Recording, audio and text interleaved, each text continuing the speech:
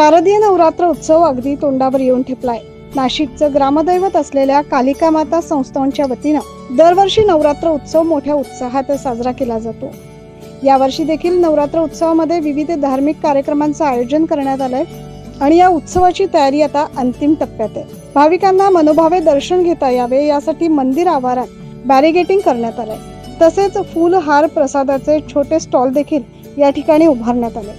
या संपूर्ण तयारीविषयी अधिक माहिती दिली कालिका माता मंदिराचे पुजारी किशोर पुराणी यांनी। मी किशोर पुराणी, पुजारी कालिका मंदिर संस्थान नाशिक। आज ह्या वर्षीचा जो नवरात्र उत्सव आहे हा 3 तारखेपासून नवरात्रोत्सवाला सुरुवात होत आहे।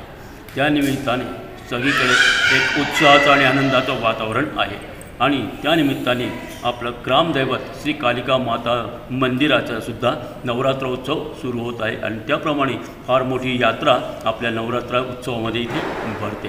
त्यानिमित्ताने येणाऱ्या भाविकांसाठी आपल्या विश्वस्त मंडळाकडून वेगवेगळ्या सुविधा देण्यात आलेल्या आहेत। बॅरिकेड्स गर्दी होऊ नये म्हणून बॅरिकेड्स तयार करण्यात आले आणि ऊन किंवा पावसापासून संरक्षण व्हावं म्हणून वरती वेगवेगळे शेड टाकण्यात आले आहे।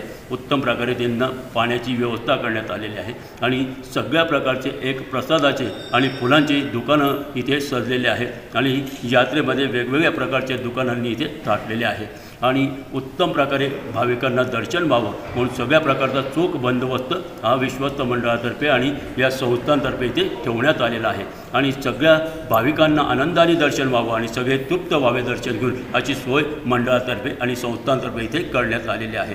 आणि त्यानिमित्ताने आज सगळ्या भाविकांना आणि सगळ्या लोकांसाठी आपण जे काय आहे त्या नवरात्राच्या हार्दिक शुभेच्छा देऊन हे नवरात्र उत्सव काळात कालिका मातेच्या दर्शनासाठी नाशिक जिल्ह्यासह राज्यभरातून लाखो भाविक येत असतात। त्यांच्या निवासस्थानाची देखील अत्यंत अल्प दरात मंदिर संस्थांकडून व्यवस्था केली जाते।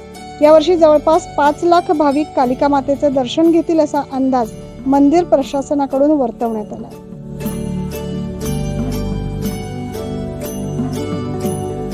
9 न्यूज महाराष्ट्रासाठी प्रतिनिधी अमोल वाघमोडे।